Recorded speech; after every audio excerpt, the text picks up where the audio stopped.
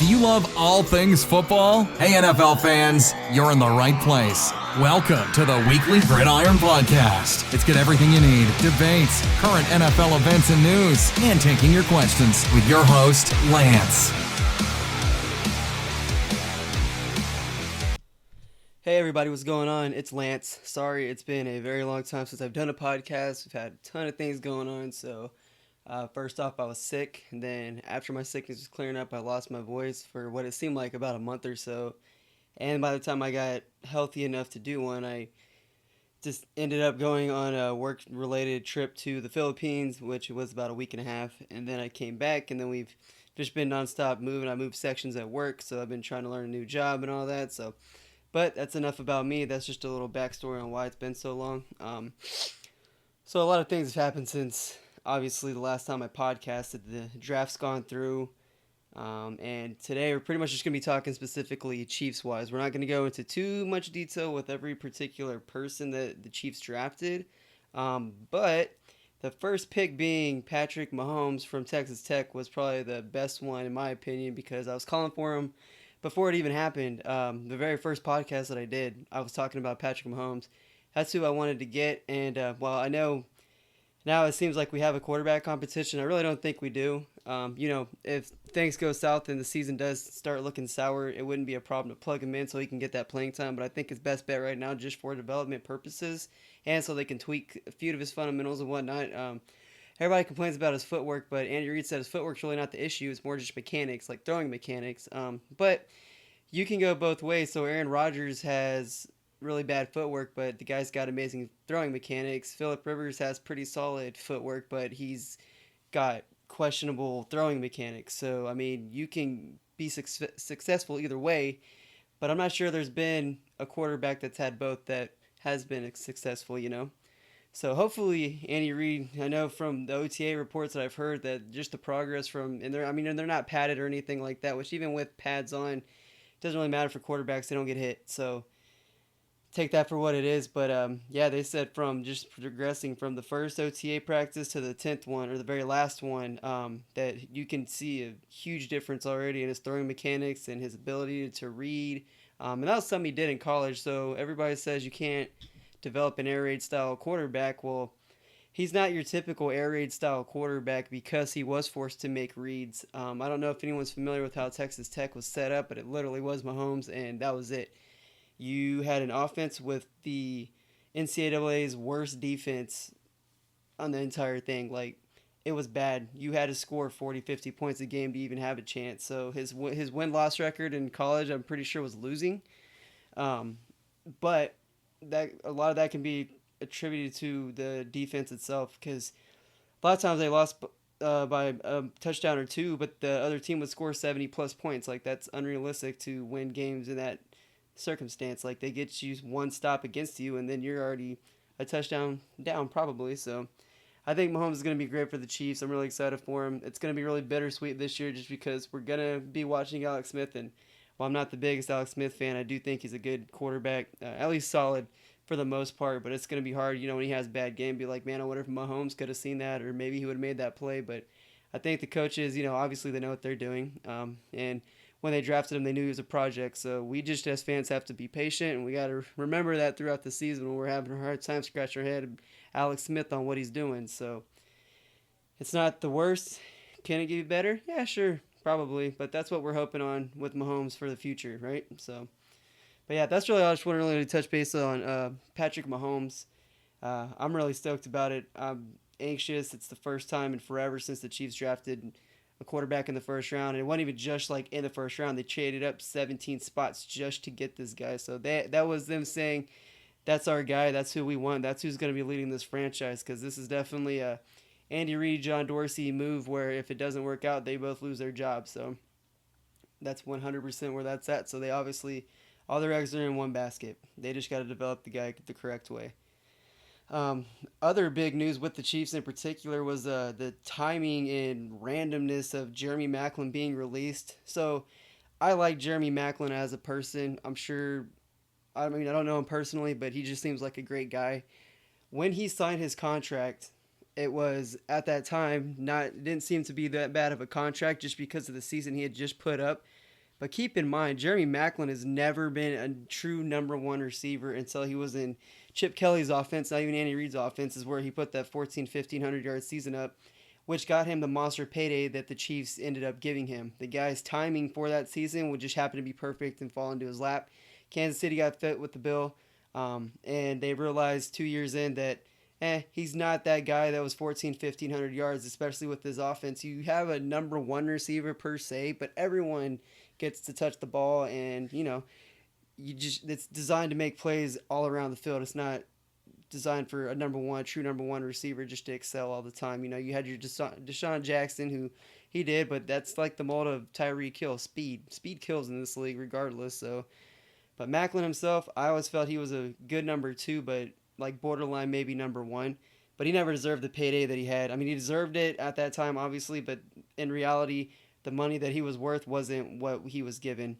If he would have signed something, say around $35 million for the 5 years or so, then that'd probably be around his market value. But he had an explosive season going into free agency, so you got to pay for what you produce, right?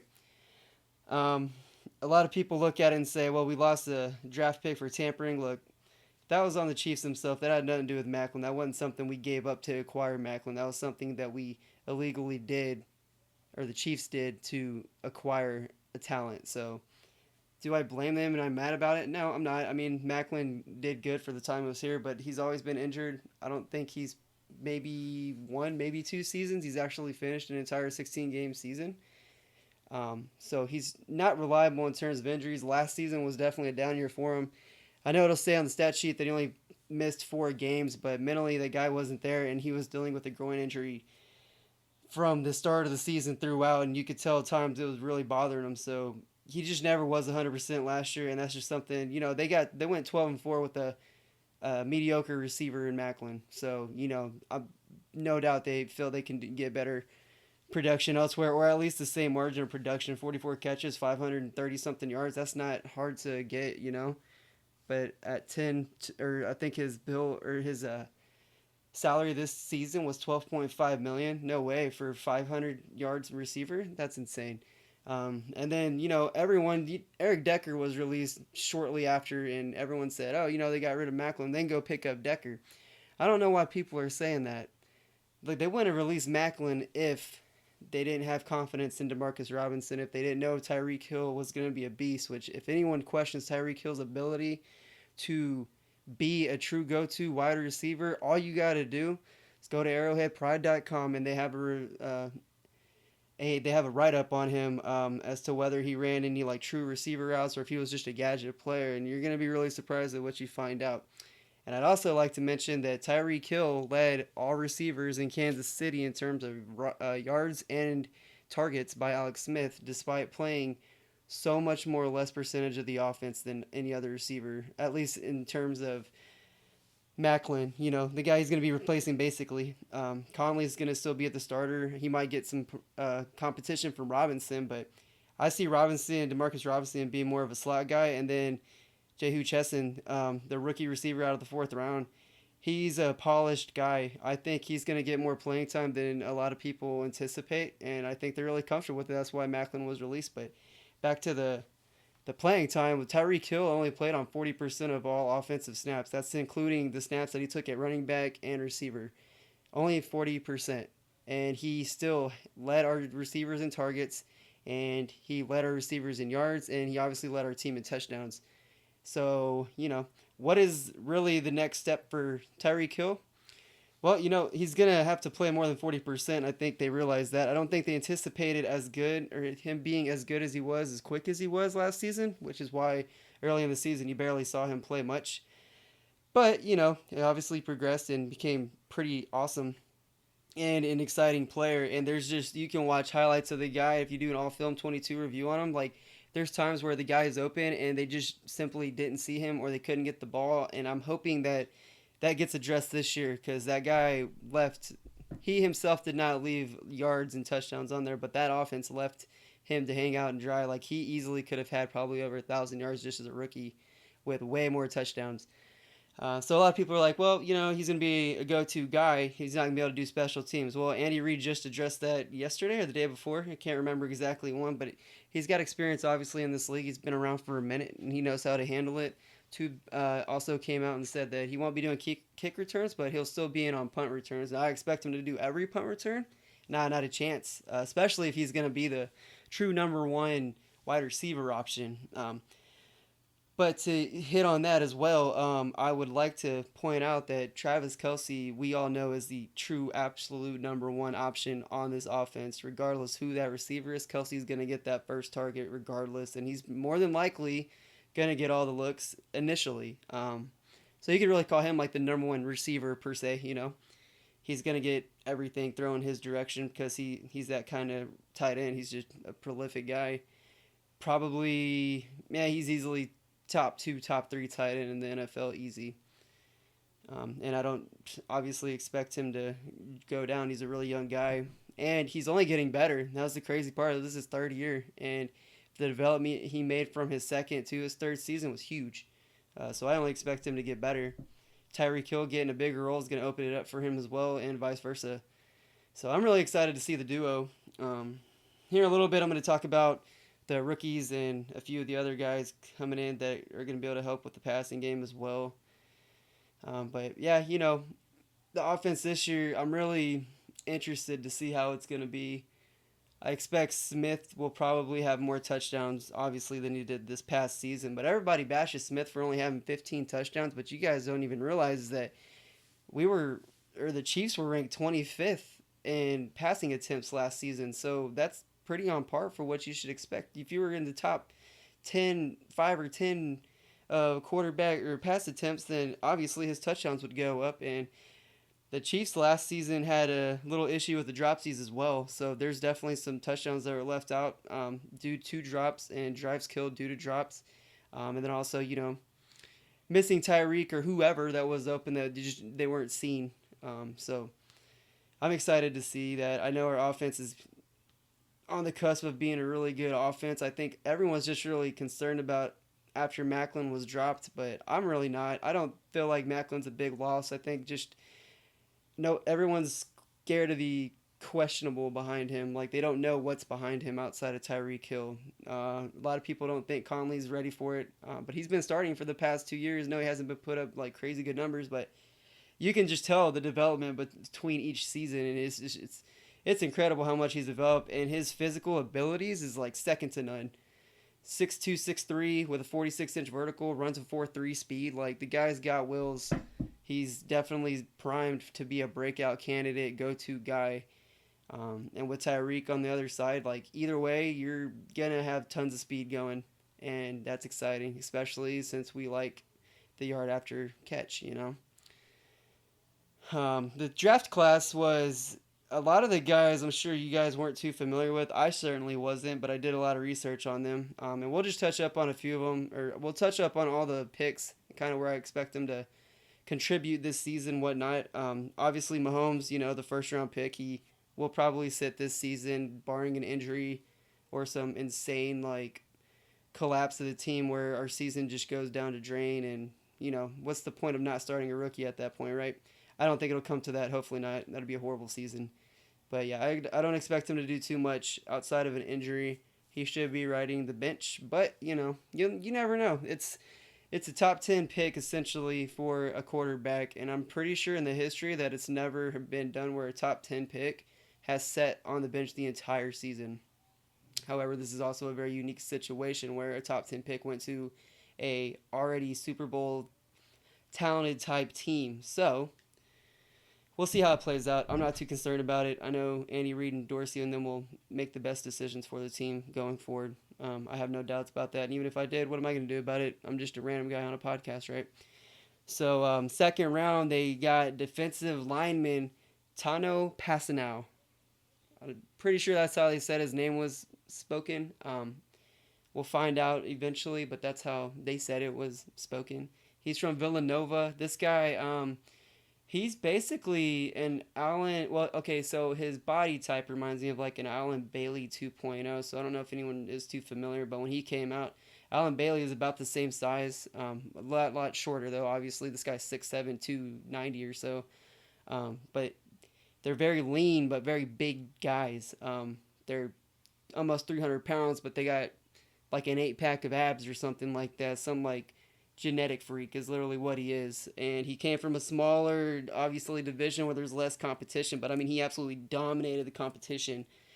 There's no real question about whether or not he can develop into something special, because he can be a really good elite player with good progression and whatnot. It's going to be down to him. But physical ability wise, is second to none.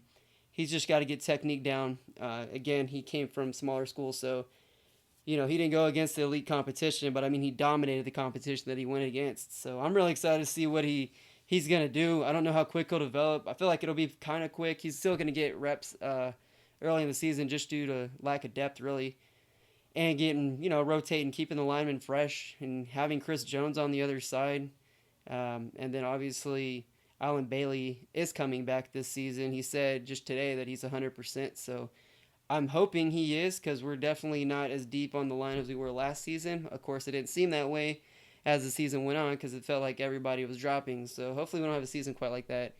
But I'm excited to see his potential. I think he's just one of those guys that just physically intimidating guy. And once he gets it all together, he's going to be an elite player, both pass and run defense. Just the guy's physically gifted, and he's a one-of-a-kind special talent. So keep an eye on him. But again, being a second-round pick, I feel like he'll underperform a little as a rookie just because of how raw he is. But the potential, which is what I felt like a lot of the draft was based on potential.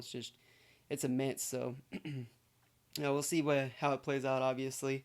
As long as he can contribute at some point, that would be ideal, right? Third round, this is probably my favorite pick outside of, obviously, Patrick Mahomes. Running back Kareem Hunt out of Toledo. He is my sleeper to be a huge contributor this year. So something that we lacked last year in Kansas City on offense was a good receiving running back. Spencer Ware, he can run through people all day, and he showed fairly adequate ability as a receiver, but about 25% of his receiving yards on the season came the very first game of the season, which was also his best receiving game of the season. So that's where I think Kareem Hunt's going to fill in. He's a workhorse. He's a powerful runner, and a center of balance type of guy that just, he's got a balance to him when he runs that it just seems like you got to have at least 2 or 3 guys trying to pull this guy down just because how good he is. And his vision is just amazing. You just watch some of his highlights, and he'll see lanes open up before they even open up, and he can make that cut, and he just knows it's going to be there. So, I mean, the guy's got incredible vision and instinct. And I'm not so sure that Spencer Ware is going to hold on to a starting job because of his ability. His ability as a runner is good, but we saw as the season went down, he broke down. So obviously there's going to be a timeshare here, like a running back by committee, which no problem with that, easy. But I do believe Kareem Hunt, he may not initially in this season, but I believe at some point he will start out-snapping Spencer Ware. I don't know how good he is in pass protection. I haven't really seen any reviews on that. I just know he's a really good receiver, and he's obviously, by game tape, you can tell he's a fantastic runner. But he's definitely going to be a huge contributor this year, whether he's starting or not. He'll definitely have a huge role. And I think the Chiefs should expect, if he does get, I would say, towards the end of the season, if he's at least doing 50 or 60% of the workload, I would say he's at least 1,000 to 1,200 yard kind of running back. So I'm excited for his future as well. He's the upside for him. He just looks like a durable guy. He looks like a workhorse that, he doesn't break down. And that's good, because I felt like Spencer Ware broke down, and we just didn't really have a viable option after that. Charkandrick West kind of disappointed, but maybe he was dealing with a few things as well, some injuries. Like the running backs get most injuries, and they play through some of the toughest things, and you just never hear about it because, it's a running back, so they just do that because they're expected to. Fourth round.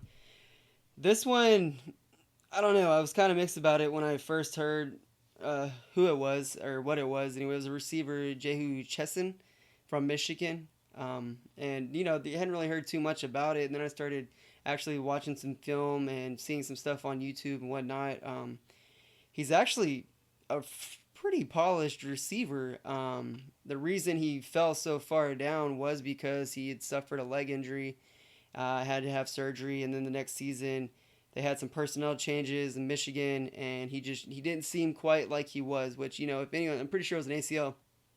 Everyone remembers last year how Houston and Charles were. So it takes time to come back from an ACL injury, and I can only imagine like in college, because you're playing for a career in the NFL, so you're probably going to try to come back early. And it just didn't work out for him that well, which it may be a blessing in disguise for the Chiefs, because he looks like a really good receiver. And if he gets that explosion back, like, he's already a really crisp route runner. He's got fantastic hands. He seems like he catches everything that's within his catching radius, and he's a physical guy. And I feel that he's going to be a huge asset, just maybe not early on. But I do feel that he'll get more snaps than your typical rookie in an Andy Reid offense. So I know how Andy Reid doesn't play rookies all too much. Tyreke Hill is a perfect example. Early in the season, the guy barely got any touches, and then season progressed, and he got more comfortable in the offense, and there he was being featured a lot of times. So I feel the same is going to happen with Cheston. Obviously, he's not as fast as Tyreke Hill, but he's certainly not a slow runner. I think he can be a big contributor, but at best right now, he's probably the number 4 receiver, maybe 5. So he'll only be on situational, and maybe even just special teams. We'll see. It just depends on his development, obviously. More of a future type guy. 5th round, they drafted a linebacker, Yukimi Eligwe, who, from what I'm understanding, there's not a whole ton of tape on him, but the tape that there is, he's no doubt he's a sideline-to-sideline linebacker. He's a physical guy, and from what I hear, he has really good instincts in terms of coverage. The only downside is he came from Georgia Southern, so it's a small school, and they said that he was unproductive given his athletic ability. So maybe, outside of just special teams this year, I don't really see too much happening. The inside linebacker position for the Chiefs looks kind of weak right now, but I really don't think it is. Derek Johnson will be coming back. You got Damian Lillard March, who I just said Damian Lillard, like the NBA. Justin March, my bad. He, from what I've heard on the OTAs, that he looks like he did his rookie season. So again, he was coming off an injury last year, and they openly admitted that they rushed him back too fast, so he didn't look good. But they're saying he's looking really instinctive and whatnot. And then you got DJ Alexander, who he's a special teams ace, but if anything, when they showed him or they featured him in the Pro Bowl, he looked like more than capable of being a starting middle linebacker. So I think maybe just with him, maybe he's slower to come along, but he's got potential because he's another one of those athletic freaks. DJ Alexander is, and Eligwe is the same. He's an athletic freak. The guy runs a 4.5 40. Again, that sideline to sideline speed, solid fundamental guy. So we'll see how it plays out, but I really don't see much of a role with him this year outside of special teams. So that's really the extent that I see from him. But I certainly wouldn't be mad to be surprised. So we'll see. 6th round, they drafted the USC safety Leon McQuay. From what I understand, he's a ball hawk, not really good as a run defender, but he can definitely play as like a free safety type of guy. And I feel like Kansas City's that place where just your nickels and whatnot, they consistently are changed. So like I know they got 4 or 5 safeties on the roster right now, and it seems all of them played some significant role at some point. So I'm really curious if they can develop this guy to be something special. Not like obviously replacement style, but being that number 3, number 4 safety where, they do play a pretty significant amount. But at the very least, he's probably going to be a special teams guy, which, you can never have too much of those, especially when you got a great coach like Tube. So we'll see. I think safety's going to be... They keep saying that Kansas City secondary is weak, but, PFF and all the other football statistics state otherwise. They're very aggressive secondary, so sometimes they do give up some yards, but when it gets down to it, they didn't allow too many touchdowns, and they certainly took their fair share of takeaways. So, but we'll see how that all works out. Like I said, at the very least... I feel like he'll be a special teams contributor, but the way the Chiefs not even the offense, just the team itself is built. If a couple of these guys don't make the team, it would not surprise me. So, just keep in mind Ramik Wilson. He was cut last year. He was put on the practice squad, cut, and then brought him back because of injuries. And then the guy was a freaking stud for us. So, it could be one of those situations where they don't have that spot open because someone is just naturally is better than you, and then you get that spot opened up later on in the season due to injury, and you fill in just perfectly fine, and you find a permanent home. So we'll see how it goes. I'm really excited for this season. Again, I apologize that it's been so long since I did a podcast. I know this one's extra long compared to what the normally will be. I usually try to aim for like 10 to 15 minutes at the most. So if you made it this far, thanks for listening. If you got any questions for me, let me know. I'm active on Twitter again, so if you will, just find me at Weekly Gridiron, and I have the Facebook group as well, so find it on Facebook. Other than that, I appreciate you listening, and I hope you guys have a good night or day wherever you are located. Thanks. Thanks so much for listening to the Weekly Gridiron Podcast, online at weeklygridiron.com with your host, Lance. Catch them on Twitter at weekly_gridiron and their Facebook group, Weekly Gridiron. We'll catch you next time on the Weekly Gridiron Podcast.